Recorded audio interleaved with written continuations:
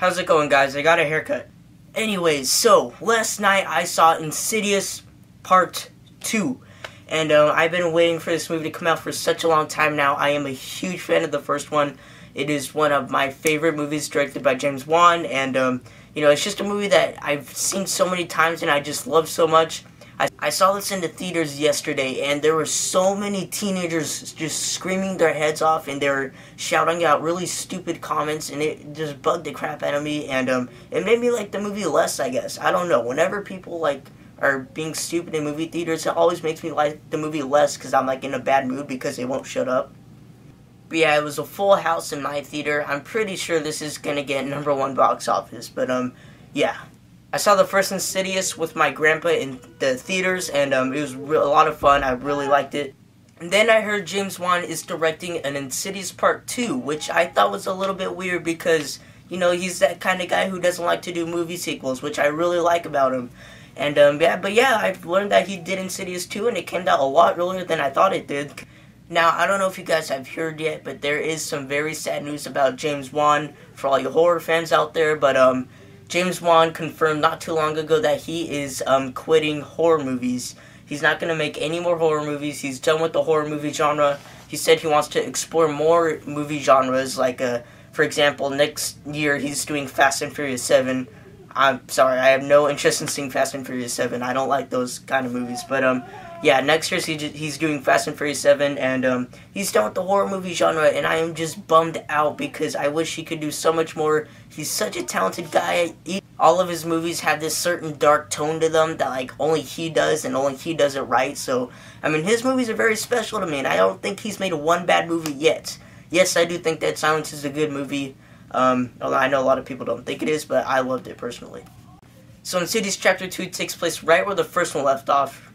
I don't want to say necessarily right after the first one left off, but it takes place after the first movie. And basically, like the first one, pretty much it follows the Lambert family, and they once again are being haunted by this presence from the Further. I really like that part of the first one and this one.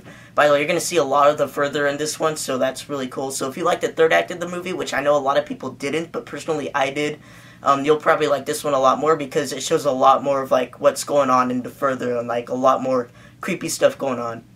So the Lambert family is being haunted once again, and I really do not want to mention any spoilers. That's all I can really tell you.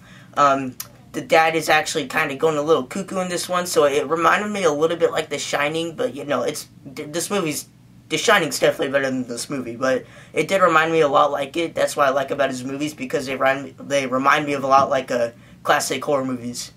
But yeah, Insidious Chapter 2, it contains some very creepy scenes just like the first one. I really, really liked it.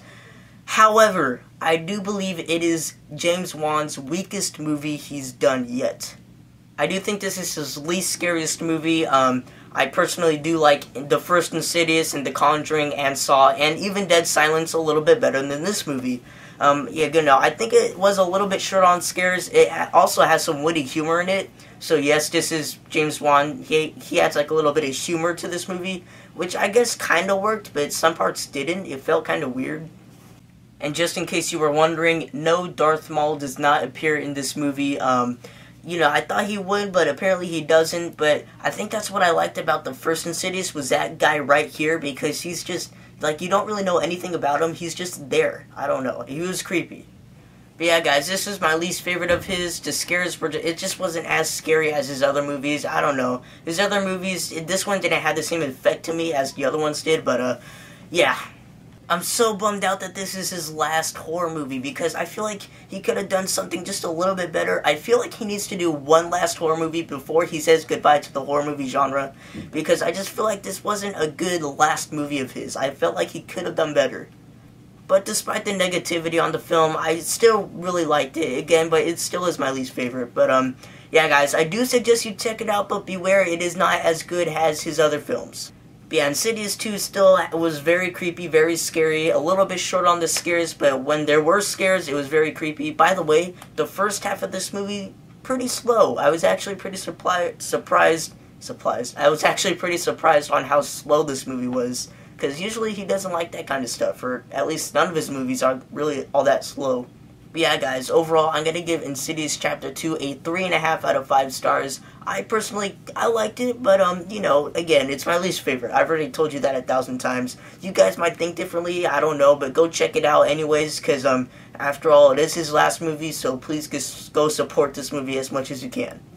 Alright guys, thank you for watching this review. I'm Jacob Palacio. Do not forget to leave a comment in the comment section down below on what movie I should review next, and I will see you guys later.